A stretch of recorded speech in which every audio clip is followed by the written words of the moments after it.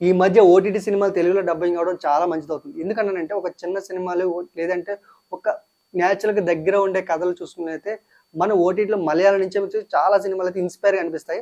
అందులో ముఖ్యంగా చూసుకుంటే 'రేఖాచిత్రం' అనే సినిమా ఉంది కదా! అదైతే నిజంగా చాలా అంటే చాలా బాగుందని చెప్పొచ్చు. ఇంకా మోస్ట్‌లీ చెప్పాలంటే 'రేఖాచిత్రం' కథ గురించి మాట్లాడుకుంటే మాత్రం ఒకవేళ సెల్ఫీ వీడియో చేసుకొని ఇలాగ ఒక హత్య చేశాము. సో దాని గురించి అయితే నేను బయట పడలేదు. సో చాలా మంది అయితే ఈ కేసుని పట్టించుకోలేదు. సో ఇప్పటి నుంచి పట్టించుకుంటారని చెప్పేసి అదైతే సూసైడ్ చేసుకుంటారన్నమాట. పోలీసులు రావడం, అక్కడున్న తవ్వడం, ఆ స్కెలిటన్స్ బయటపడడం, ఆ స్కెలిటన్స్ నుంచి ఎవరిది ఏంటి, ఎవరు చంపారు, ఎందుకు చంపారు అనే కథ గురించి అయితే చెప్పడం జరుగుతుంది.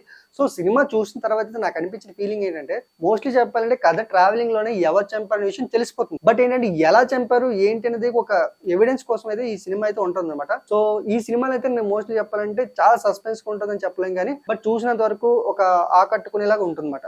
బట్ ఏంటంటే చాలా వరకు బాగానే ఉంటుంది. ఓకేనా? సో మీరు చూడాలనుకుంటే మాత్రం హాట్‌స్టార్ లో ఉంటుంది. ఆ సినిమా అయితే చూడండి. ఓకే.